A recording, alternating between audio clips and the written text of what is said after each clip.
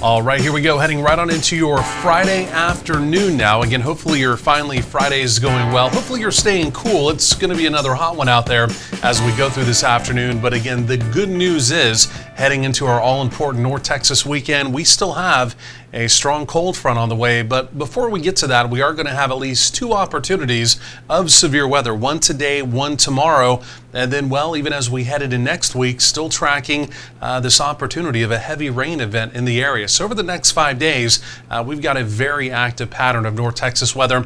I want to break that down now heading on into the weekend. So first of all, again, as we go through this finally Friday, like I mentioned, get ready for, well, more heat, near record heat again out there today with the high right around 96. But notice here, as we get deeper into the afternoon, some rain and storm chances, and that will be the beginning now of a pattern change heading into the weekend. Of course, it's all about the heat relief, the heat buster, the cold front we've essentially been advertising all through the work week. Well, it is still inbound. It'll be making tracks through Oklahoma as we go through the day today, but like I mentioned, it will be arriving here in North Texas as we get into tomorrow, Saturday. Now, when you're in May, especially towards the middle to end of May, and you're talking about snow behind a cold front, that's a big deal. And in fact, it is a big deal because we've got some snow up in the Rockies. So again, yes, some chillier air definitely on the way down. Otherwise, as we go through the day today, it's going to be about that black line.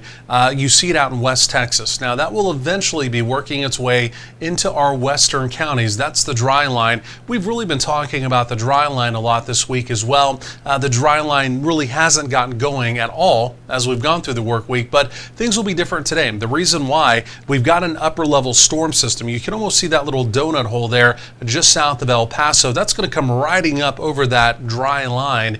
And as that happens, it's going to be kind of the spark or the trigger to get some thunderstorms to go. I'll show you that coming up. Then you can see the big troughing pattern to the north. Again, that's pushing that much needed cold front into the area. That again arrives tomorrow, Saturday.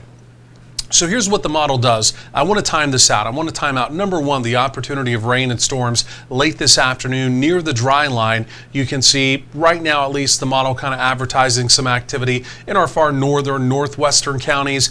Any of this activity today could be severe with a half-dollar size hail threat and winds to 65 miles per hour. The model, again, not too bullish today, mainly keeping the activity off to the northwest. That essentially dries up once we get past sunset.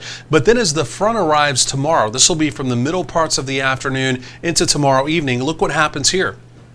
We redevelop thunderstorms near the front.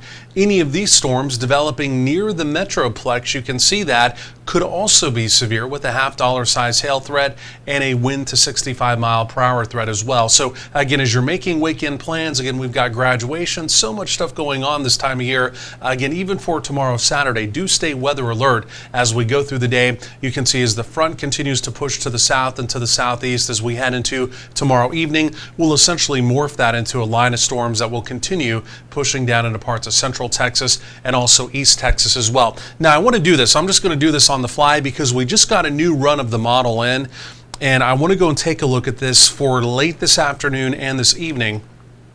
And if we can do that, again, like I mentioned, we're just going to look at this together, the newest run coming in, and looking pretty similar, but again, you can kind of see it expanding the coverage a little bit. Everything still appears to be just north of the 380. So again, we're talking about Montague County, Cook County, possibly Jack, Wise County, kind of those areas. You can see kind of the focus there, again, for a little bit later on this afternoon. We'll continue to track that, though, of course, as we go through the day.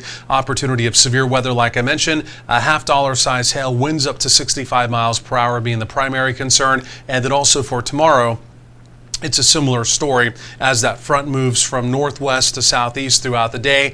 Opportunity of severe weather, half-dollar size hail, and again, winds to 65 miles per hour there as well. Now, really skipping ahead in time, talking about next Monday and Tuesday, here it is, this heavy rain event as our next weather maker moves on through. Some locations picking up 1 to maybe even 3 inches of rain, much needed rain on the way there as well.